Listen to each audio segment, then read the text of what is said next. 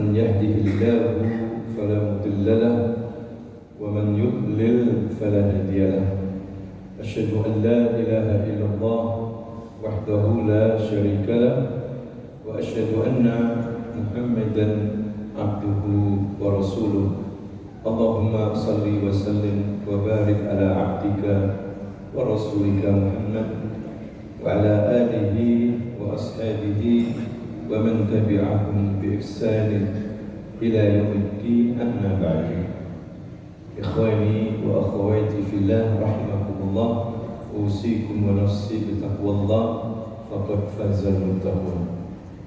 Bapak Ibu, para jamaah salat subuh di Masjid Salahuddin yang kami muliakan. Pada pagi hari ini kita akan belajar kembali tentang Sirah Nabawiyah. Belajar Sirah Nabawiyah, Bapak Ibu, tidak hanya kita mengenal tentang tanggal lahir, tempat kejadian yang terjadi pada zaman Nabi, tetapi ada yang lebih daripada itu, bagaimana kita menjadikan beliau sebagai uswah hasanah, suri teladan, bahwa beliau adalah seorang utusan Allah Subhanahu wa Ta'ala, diberikan oleh Allah wahyu, dan beliau mendapatkan didikan langsung dari Allah melalui malaikat Jibril.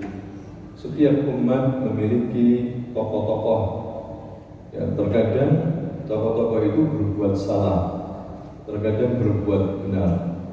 Namun Nabi Muhammad SAW adalah manusia yang maksum, terjaga dari ketergelinciran, kesesatan, aman dari celaan, selamat dari cacat. Hatinya selalu dipelihara oleh Allah dari kesesatan, sehingga dia tidak pernah tersesat, karena memang dia seorang Nabi yang akan menasihati manusia, dan beliau memiliki akhlak yang mulia dan menyempurnakan akhlak manusia agar manusia memiliki akhlak yang mulia kepada Allah dan juga kepada manusia. Innama bu'istu liutammima salihal akhlak. Sesungguhnya aku diutus untuk menyempurnakan akhlak yang baik, yang mulia. Pada kali ini, Bapak Ibu, kita akan menyoroti tentang akhlak Rasulullah. Salah satu akhlak Rasulullah yang mulia, yaitu apa itu? Amanah. Karena Rasulullah SAW aminan. Dia itu adalah seorang yang amin. Amin itu orang yang mempunyai sifat amanah. Amanah ini, Bapak Ibu, salah satu karakter terpenting dari semua akhlak yang ada. Sifat-sifat terpuji, akhlak yang agung inilah yang mendasari risalah Nabi Muhammad SAW. Jadi amanah ini maknanya luas, ya, tidak hanya sekedar menjaga harta, tapi juga mencakup perkataan itu adalah amanah, perbuatan itu adalah amanah, keyakinan itu adalah amanah, akhlak amanah, dan hukum-hukum Islam ini amanah. Salat ini amanah. Kalau kita tidak salat, kita tidak amanah, khianat kepada Allah Subhanahu wa Ta'ala. Inilah sifat, ya, tidak hanya Nabi Muhammad, tapi juga para nabi memiliki sifat apa? Amanah. Sebagaimana Allah Subhanahu wa Ta'ala berfirman dalam surah Asy-Syu'ara, "Inni lakum rasulun amin." Sesungguhnya aku ini bagi kalian seorang rasul amin, yang bisa dipercaya, yang punya sifat apa? Amanah. Hadirin sekalian, begitu juga suatu sifat utama yang menjadi pemimpin adalah amanah. Ya, satu sifat pemimpin adalah amanah, di samping punya kekuatan, sebagaimana Allah berfirman dalam surah Yusuf, ya. Dikatakan di sini ketika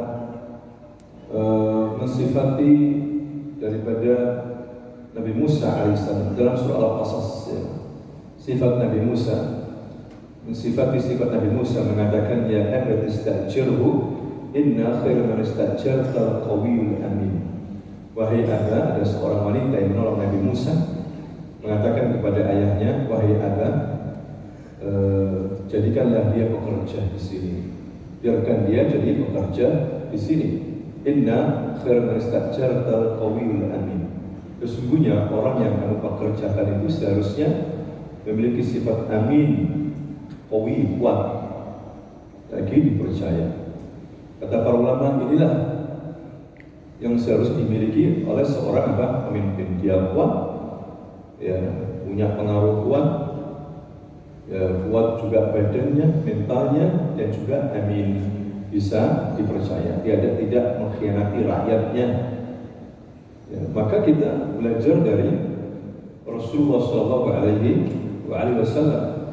Bapak Ibu, dan tokoh kita yang sekarang kita bicarakan ini, yaitu Nabi Muhammad SAW, sudah masyhur memiliki sifat amanah. Dia amin sebelum Allah Subhanahu wa Ta'ala memuliakan dengan kenabian. Sebelum diutus sebagai Rasul, dia sudah memiliki sifat amanah. Dulu orang-orang Quraisy, Bapak Ibu, ketika ribut masalah peletakan Hajar Aswad, di mana ketika Nabi masih muda ikut serta dalam membangun Ka'bah yang hancur saat itu karena hujan. Mereka bersepakat ingin membangun kembali. Ketika bangunan Ka'bah itu sudah terbangun lagi, mereka berselisih tentang siapa yang berhak meletakkan Hajar Aswad. Maka mereka membuat keputusan, siapa pertama kali yang hadir di Masjidil Haram pagi-pagi sekali, dialah yang berhak untuk meletakkan kembali Hajar Aswad. Maka ketika mereka berebut pagi-pagi hari, ternyata mereka sudah mendapatkan Nabi Muhammad SAW. Mereka kemudian mengatakan radina bil amin. Kalau begitu kita ridho dengan amin. Muhammad ini amin, sudah nggak ada masalah. Muhammad saja yang meletakkan Hajar Aswad. Maka Nabi SAW mengatakan, wahai kaum, ambillah kain panjang. Setelah didatangkan kain, Nabi mengatakan, setiap kabilah memegang kain-kain ini. Kemudian Hajar Aswad diletakkan di tengah-tengah, dibawa sampai ke Ka'bah. Setelah itu Rasul mengambil Hajar Aswad, kemudian diletakkan pada tempatnya semula. Ini menunjukkan, Bapak Ibu, Ka'bah, rumah Allah itu mulia. Ya, pada zaman Nabi, walaupun Nabi belum diutus, karena mereka walaupun musyrikin itu mengadakan haji tawaf, walaupun musyrikin. Kesalahannya mereka, Bapak Ibu, dihukumi musyrik, dihukumi kafir, cara ibadahnya. Ya, mereka tidak langsung ibadah kepada Allah, tetapi tawassul kepada berhala-berhala. Makanya Nabi menyuruh kita, kalau kita minta tolong, berdoa, beribadah, langsung kepada siapa? Allah. Iyyaka na'budu wa iyyaka nasta'in. Wa idza sa'alta fas'alillah wa idza ista'anta fasta'in billah. Kalau kamu mohon kepada Allah langsung. Kalau minta tolong kepada Allah langsung. Jangan melalui perantara. Orang yang sudah mati, tokoh, wali, habib, ya wali fulani, ya Syekh Abdul Qadir Jilani, ya Syekh Dasuki, ya Syekh, tolong sembuhkan penyakit saya, tolong dariskan dagangan saya. Ini kesyirikan. Nabi tidak pernah mengajarkan seperti ini. Ini seperti kaum musyrikin pada waktu zaman jahiliyah. Latta wa Uzza wa Manata itu adalah tokoh-tokoh, Bapak Ibu. Awalnya tokoh-tokoh, punya pengaruh. Ketika mati, maka kuburannya dibangun. kemudian dilupakan sebagai patung, kemudian disembah. Ya, makanya mereka tetap dihukumi kafir musyrik. Padahal mereka tawaf, mereka haji, mereka mengakui Allah. Kalau dikatakan siapa yang menciptakan langit dan bumi, mereka mengatakan Allah. Siapa yang memberikan rezeki? Allah. Mereka mengatakan itu. Siapa yang menghidupkan dan mematikan? Allah. Tapi kenapa mereka dihukumi kafir musyrik? Tata cara ibadahnya yang salah. Ini hati-hati. Pengakuan kepada Allah saja tidak cukup. Allah sebagai Tuhan tidak cukup. Tapi tata cara ibadahnya itu ya syirik. Sama dengan orang-orang musyrikin. Ya, maka Allah mengutus kepada mereka seorang nabi, yaitu Nabi Muhammad sallallahu alaihi wasallam yang memiliki sifat amanah. Sifat amanah inilah Bapak Ibu yang membuat Nabi ini menikahi Khadijah binti Khuwailid, seorang wanita terhormat, dikatakan tahirah. Padahal zaman jahiliyah Khadijah ini dikenal dengan tahirah, suci, wanita suci.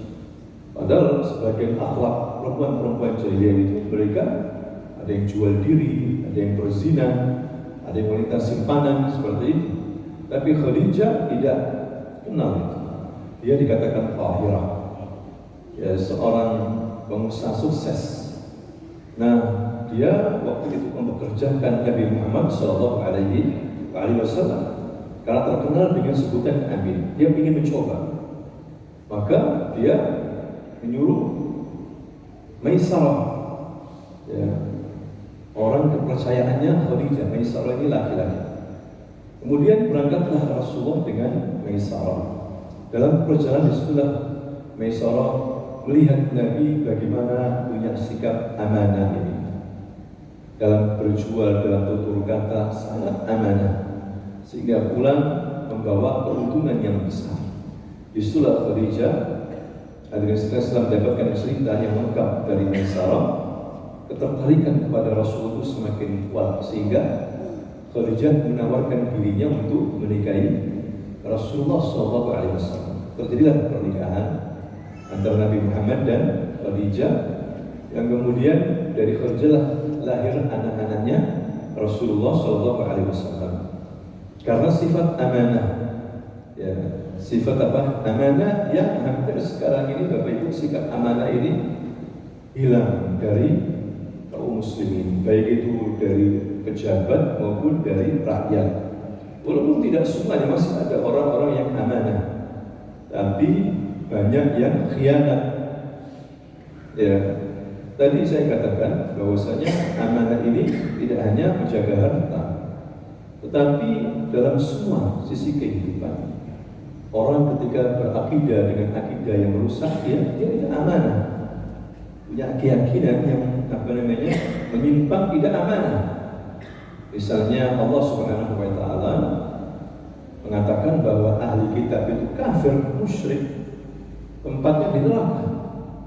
Tapi ada sebagian tokoh Islam yang mengatakan tidak kafir, mereka tidak kafir. Ya, ada yang tidak sholat, ini amanah. Ya, maka dia berkhianat kepada Allah Subhanahu wa taala. Ada wanita ketika selesai masa haidnya tidak mandi, tidak sholat. Hal ini amanah. Mungkin orang lain sebenarnya tidak tahu, tapi Allah tahu. Oh, dia berkhianat. Ya, jadi amanah ini luas sekali. Hadirin sekalian, seorang diberikan tanggung jawab tidak melaksanakan tanggung jawabnya, dia bukan amin, tidak punya sifat amanah, tapi apa? Lawannya khianat. Dan begitulah Nabi kita Muhammad SAW mempunyai sifat amin, sampai musuh pun, musuh Nabi Muhammad Bapak Ibu itu memberikan penilaian kepada beliau Sallallahu Alaihi Wasallam bahwa beliau adalah seorang yang amanah. Pernah waktu itu Heraklius ya memanggil Abu Sufyan bin Harb, seorang tokoh Quraisy, pemimpin pedagang Arab waktu ke Suriah, ke Romawi, ya dipanggil oleh Raja Romawi Heraklius. Karena Raja Heraklius ini mendengar ada seorang pemuda mengaku sebagai nabi. Maka dipanggillah Abu Sufyan ini. Percakapan yang sangat panjang sekali. Dan Abu Sufyan jujur dia menjawab. Ya, dan mungkin karena itulah Allah kasih hidayah. Walaupun Abu Sufyan ini terlibat memerangi Nabi beberapa kali, ya, memberikan hartanya untuk memerangi umat Islam, tapi di akhir hidupnya di Mekah dia masuk Islam sama putranya Muawiyah. Nah, Abu Sufyan ketika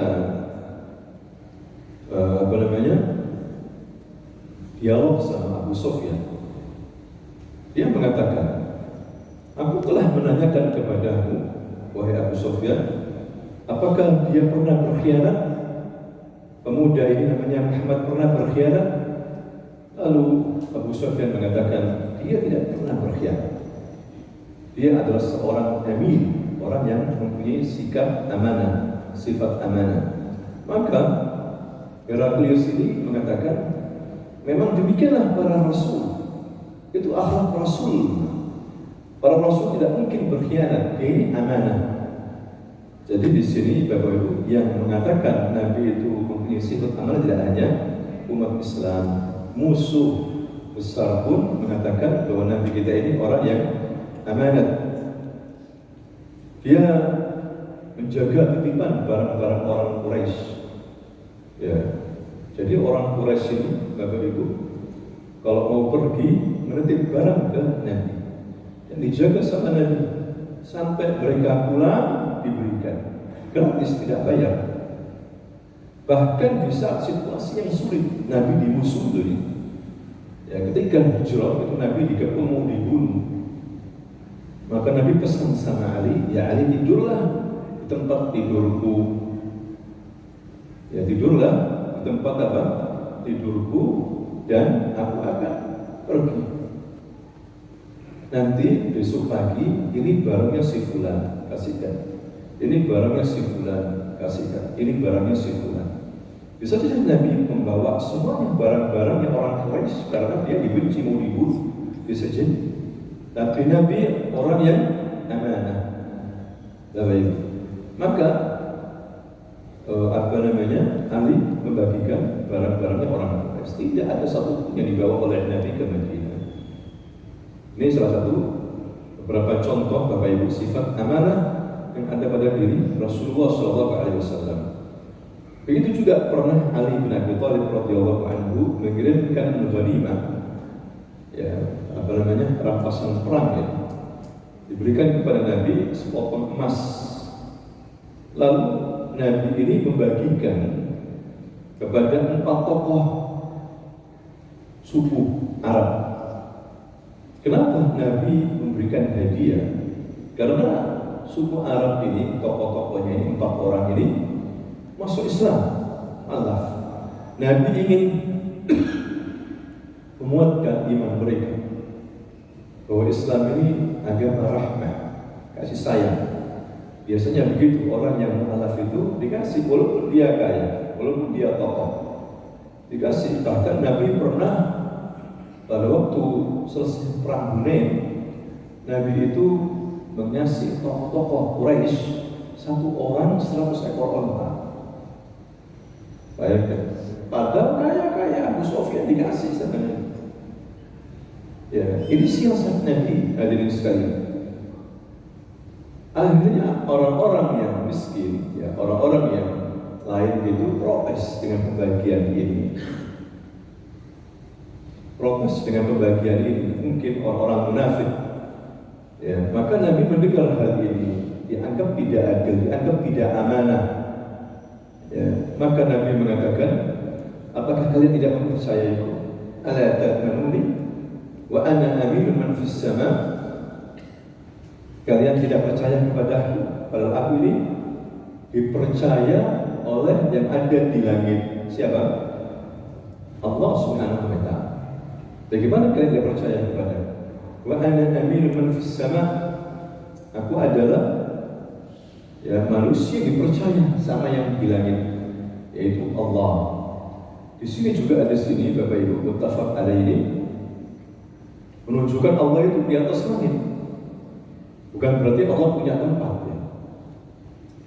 Allah memberitahukan juga Rasulnya bahwa Allah itu di atas langit, masih di atas arsy.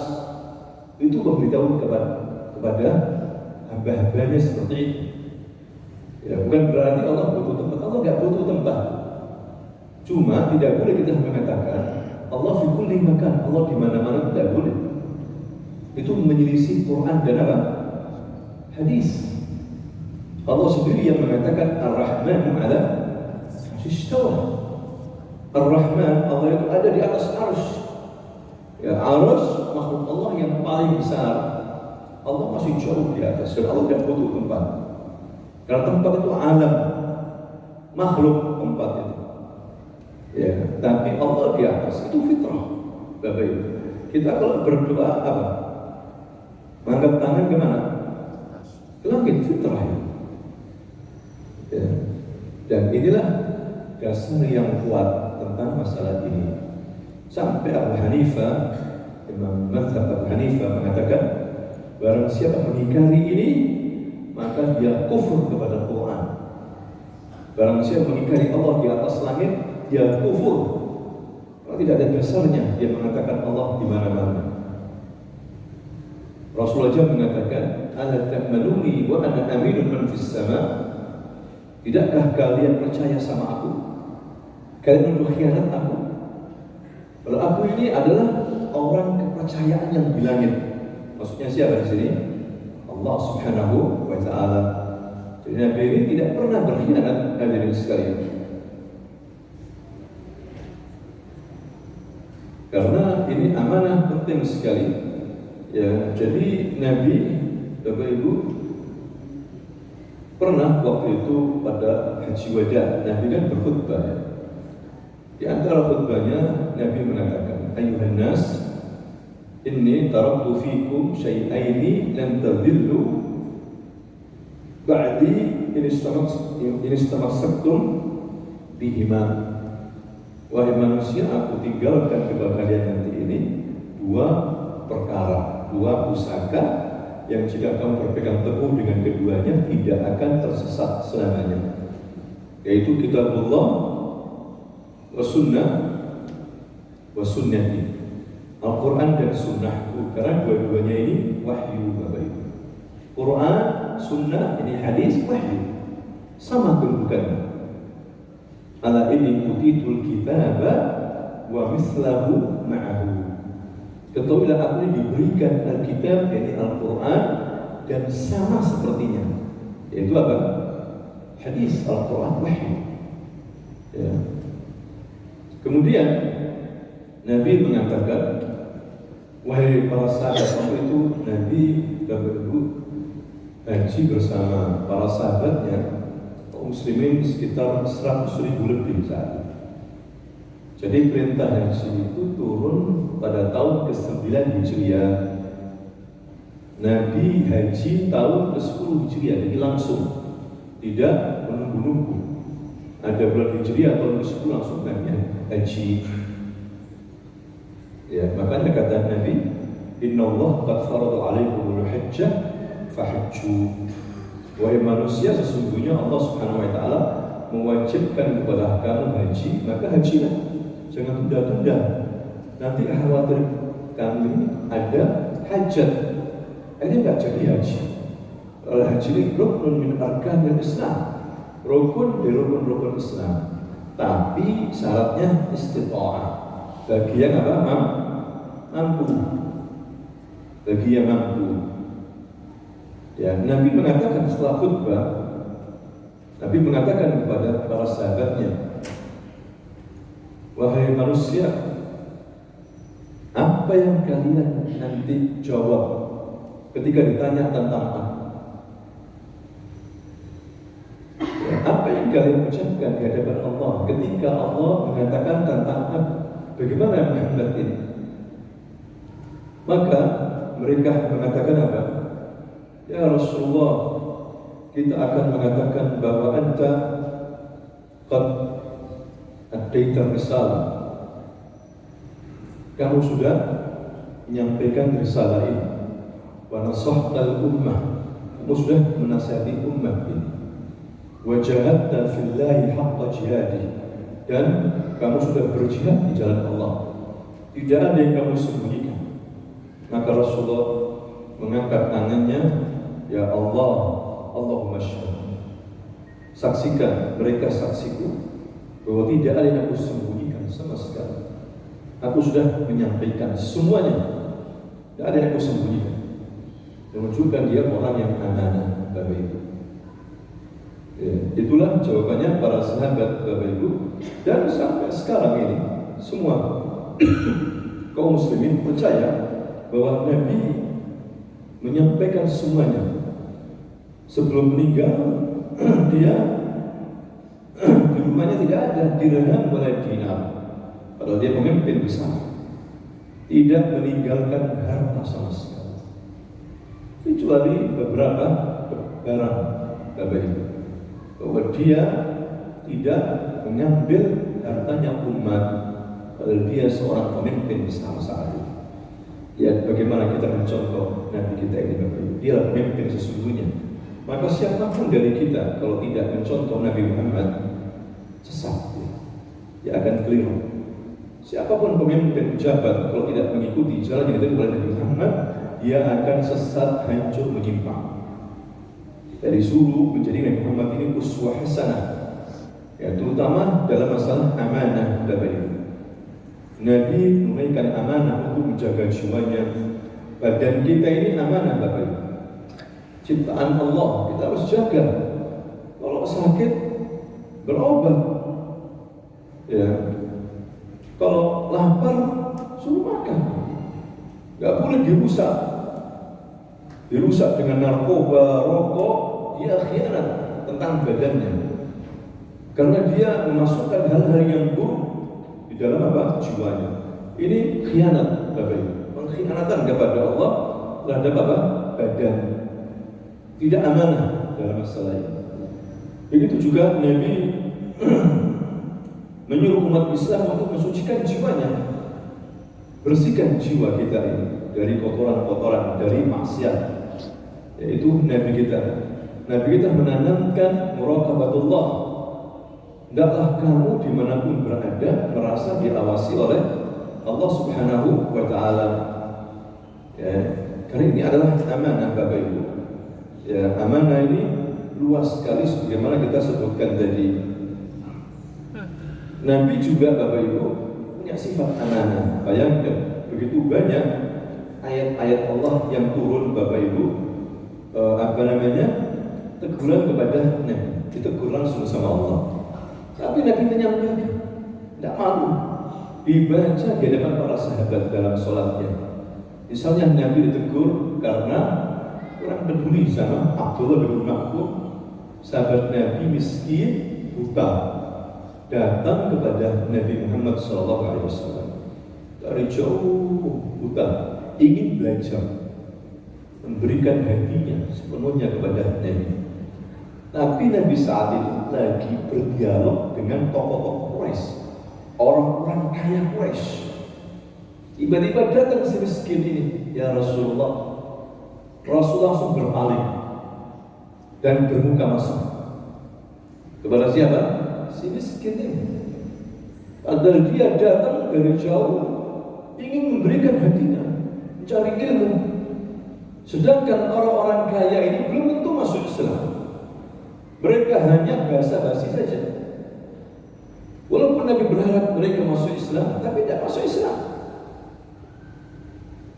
Maka itu turun ayat, abasa wa tawalla an ja'ahul a'ma wa ma yudrika la'allahu yazakka aw yadhakkar fatanfa'u dhikra amma man istaghna fa'anta lahu tasaddaq. Abas wa tawalla, bermuka masam, berpaling gara-gara datang orang yang buta. Tegur Rasulullah, dibacakan di hadapan para sahabat.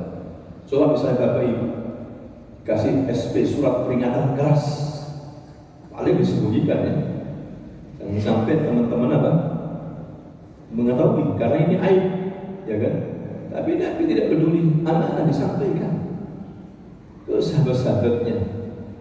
Begitu juga ketika beliau memaafkan orang-orang munafik pada waktu perang Tabuk, gak ikut perang, dimaafkan sama Nabi. Nabi tahu mereka orang munafik. Ya Rasulullah, saya gak enak badan, saya sakit ya Rasulullah, sehingga gak ikut perang. Rasul maafkan, tegur sama Allah SWT. Ya seharusnya engkau maafkan mereka ya Rasul. Engkau butuh orang untuk perang. Ya, seharusnya mereka harus ikut. Tapi kemudian dimaafkan sama Allah Subhanahu wa Ta'ala. Ini pun dibaca oleh Nabi, teguran-teguran Allah. Padahal mungkin aib bagi Nabi ya ditegur begitu, tapi dibacakan. Karena Nabi orang yang apa? Amanah Bapak Ibu.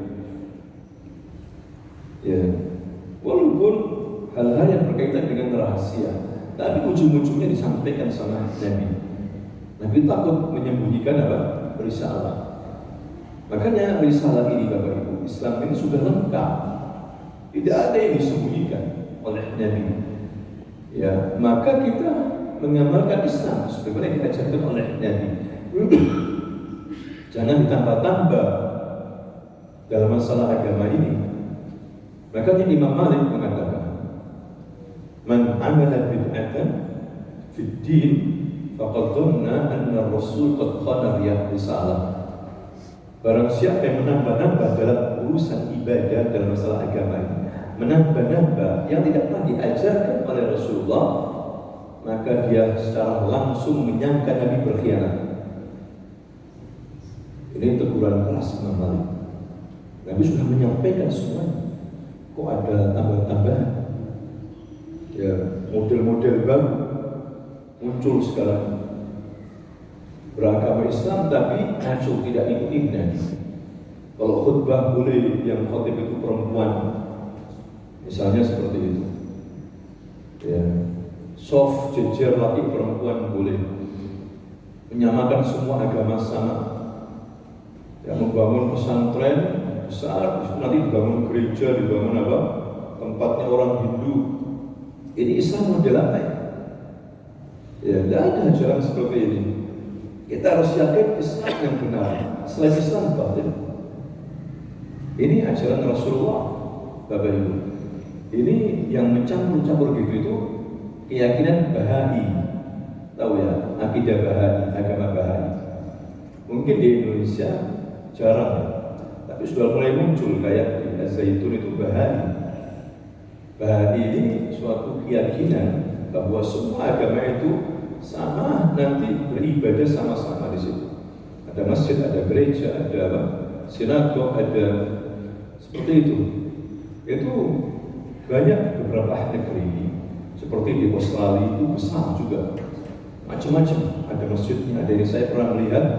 Begitu juga ini didanai oleh Inggris, oleh orang kafir, sengaja ingin merusak umat Islam, sengaja ingin merusak apa umat Islam dengan dalih toleransi. Ya, ini tambahan-tambahan ini bukan dari Nabi. Nabi aja mengusir orang Yahudi dari Jazirah Arab, diusir hadirin sekalian dari Jazirah Arabia. Ini amanah. Amanah, kalau kita menyimpang tidak amanah dalam masalah akidah, dalam masalah ibadah. Ya. Kemudian Bapak Ibu, sikap amanah ini ada pada Nabi ketika menyampaikan risalah. Nabi sampaikan, entah masalah sensitif, masalah syirik, khurafat disampaikan di tengah kesyirikan bangsa Quraisy. Nabi harus lewat caci maki. Disebut oleh Allah sahirun majnun. Nabi dituduh oleh orang Quraisy tukang sihir dan gila. Itu dibaca oleh Nabi ayat ini di hadapan para sahabat. Nabi dituduh gila, bukan sihir. Bayangin. Tapi Nabi menyampaikan tidak peduli. Ya, menyampaikan ayat yang turun dan juga menyampaikan tugas risalah. Ya Muhammad, sampaikan kepada orang Quraisy agar mereka beribadah kepada Allah saja. Jangan menyembah selainnya. Jangan minta kepada orang yang sudah mati, berhala, setan, atau yang lain. Mungkin kalau orang sekarang bilang, jangan bicara ini sensitif, nanti khilafiyah. Padahal jelas-jelas apa? Kufur. Ya, jelas-jelas sihir, dukun, khurafat, hadirin sekalian. Tapi ngaku kiai, hubungannya sama jin kuat, sama setan. Ini harus diberitahu umat. Apalagi masalah perdukunan. Nabi SAW mengatakan dalam hadis yang sahih, man ata kahinan, barang siapa yang mendatangi dukun, fasaddaqahu bima yaqul, kemudian dia mempercaya apa yang dikatakan, faqad kafara bima unzila ala Muhammad, dia telah kafir atas apa yang turun oleh Nabi Muhammad SAW. Ya, dukunnya kafir, yang belajar sihir juga kafir, yang mempraktekkan sihir kafir. Hati-hati hadirin sekalian. Sekarang ini banyak dukun diganti paranormal, orang nggak normal, orang pinter. Banyak dukun di negeri kita ini. Setiap RT ada dukun. Bahkan di utara sana ini beberapa kampung ada dukun. Tidak hanya dukun laki-laki, dukun apa? Perempuan. Sihir-sihiran. Sihir ini luas sekali. Makanya Imam Syafi'i tidak mau mendefinisikan sihir karena terlalu luas. Sihir itu bisa jampi-jampi, ya, mantra-mantra dari setan, bisa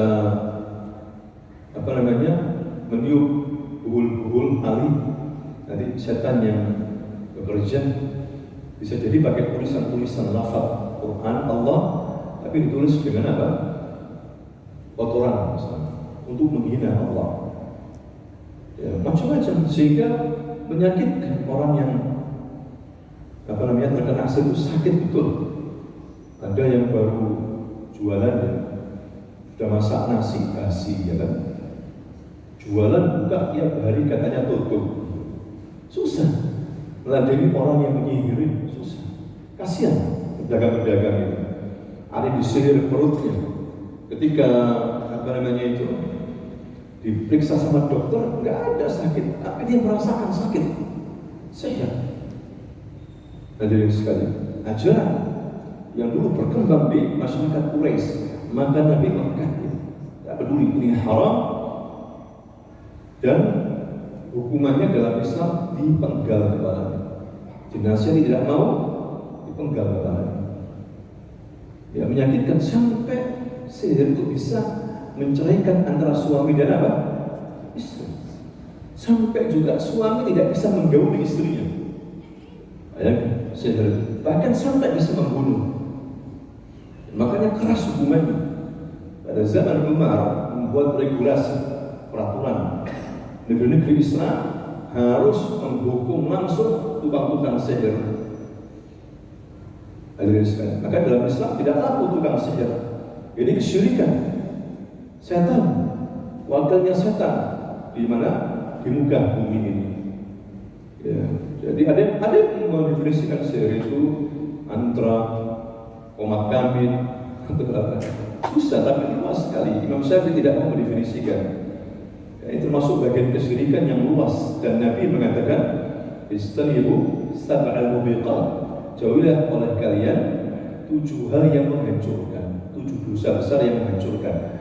Nabi menyebutkan pertama asyirku billah, yang kedua as-sihr, syirik dan sihir. Sihir ini masuk dalam bagian syirik, tapi disebutkan lagi untuk agar kita hati-hati, Bapak Ibu. Ya, dari dulu sampai sekarang ada sihir, hukumnya kafir. Allah SWT mengatakan, wa ma kafara Sulaiman walakinna asy-syayatinu kafar yu'allimuna an-nasa sihr. Nabi Sulaiman tidak kafir. Yang kafir itu setan-setan yang mengajarkan apa? Sihir. Di sini ayat menunjukkan jelas orang yang menyihir kafir. Gara-gara cinta ditolak, pergi ke dukun. Ya, seperti itu. Gara-gara ribut antar pegawai karyawan, sihir-sihiran. Ada di kantor itu begitu, Bapak Ibu, sampai tega, rela jadi orang kafir, bayangkan. Nah, ini Nabi mengajarkan seperti itu, Bapak Ibu. Ini amanah. Nabi menyampaikan bahwa itu perbuatan tidak baik. Ya, seperti Nabi Shallallahu Alaihi Wasallam mengharamkan apa? Zina, khamr, fahisha, seperti itu. Ya, dulu itu bukan hal yang tabu, ya. Sudah biasa di masyarakat berzina, khamr. Ya, tapi Nabi mengharamkan karena ini tidak hanya berpengaruh kepada akhlak, tapi juga badan, akal. Ya, maka Nabi sampaikan hal ini. Tidak peduli orang mencela, ya. Jadi hal-hal yang penting, Bapak Ibu, usul harus disampaikan. Masalah akidah, masalah tauhid.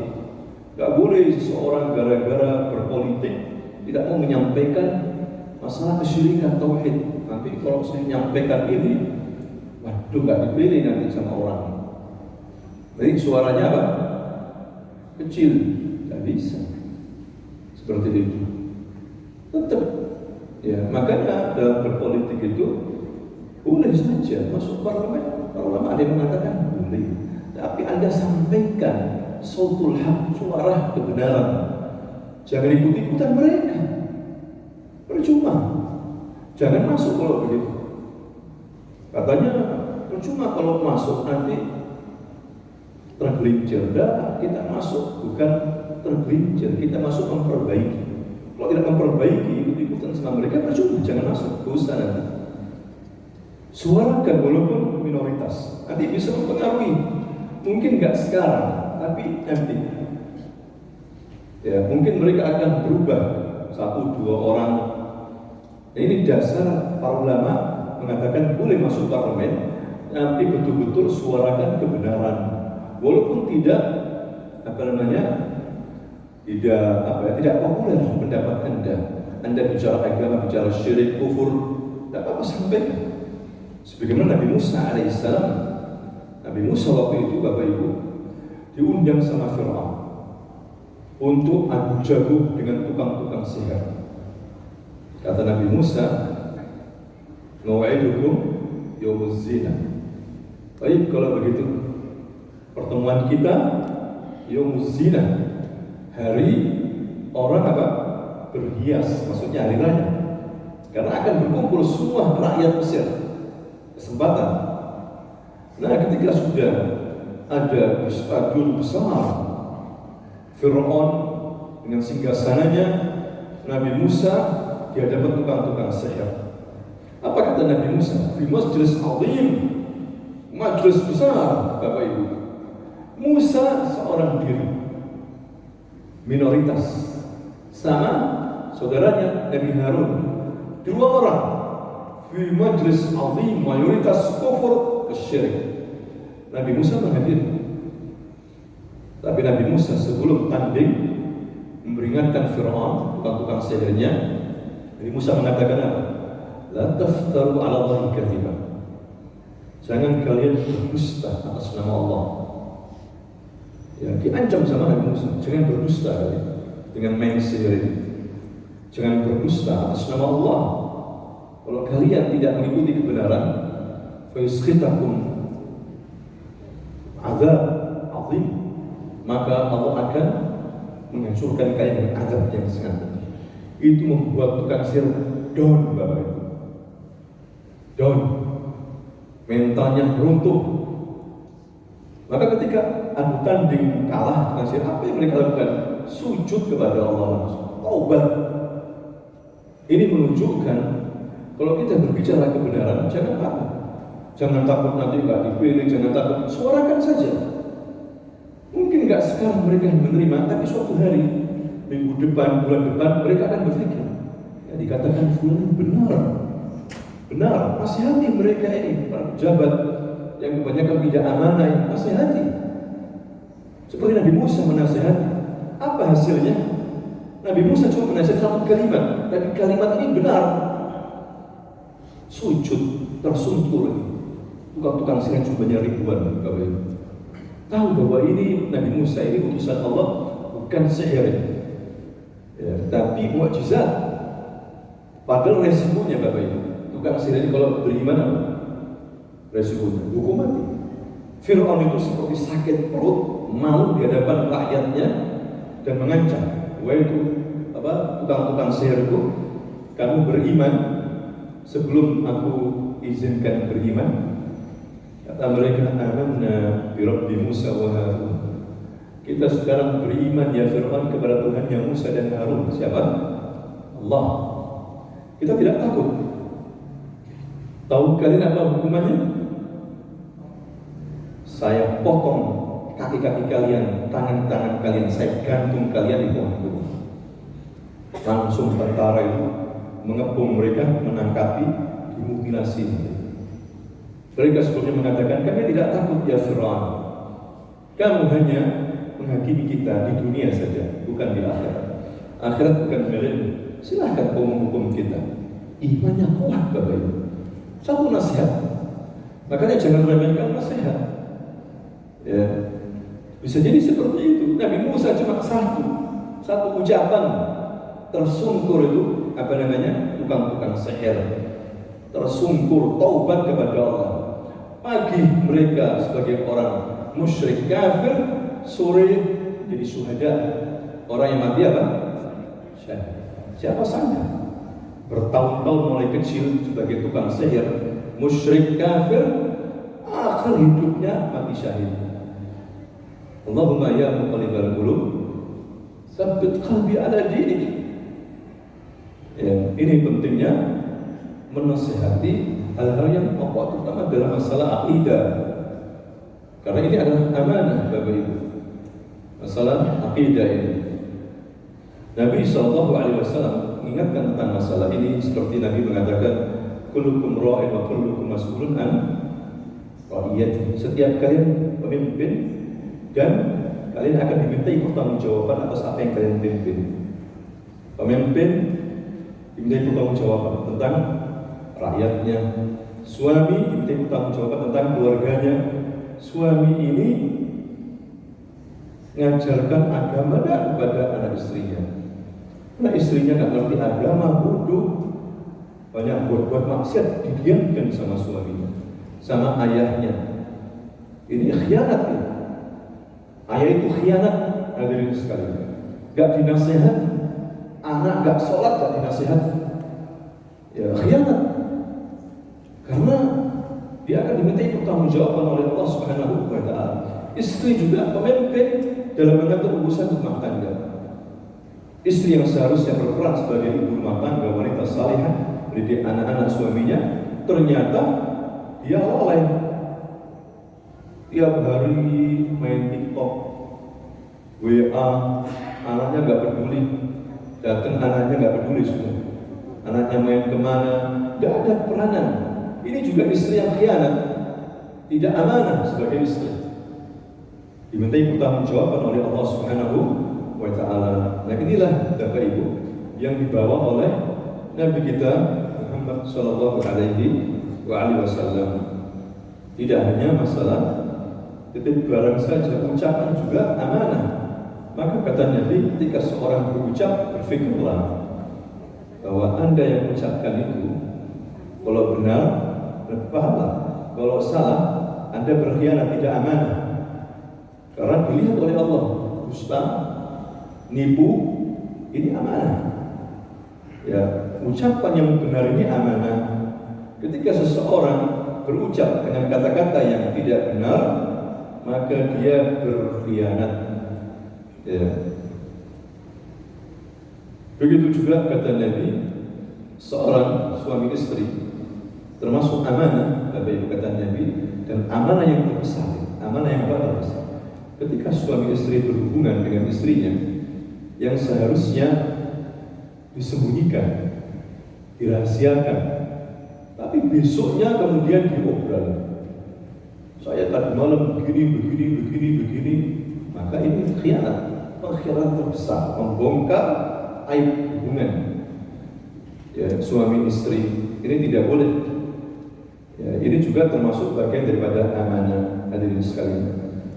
Nah, itulah Nabi kita mengajarkan agar kita memiliki sifat amanah dan melarang khianat.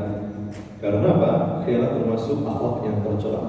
Suatu sifat daripada sifat orang munafik ya, dan orang yang menyia-nyiakan amanah, maka ada hukumannya di sisi Allah Subhanahu wa Ta'ala. Termasuk amanah kita menyembah Allah.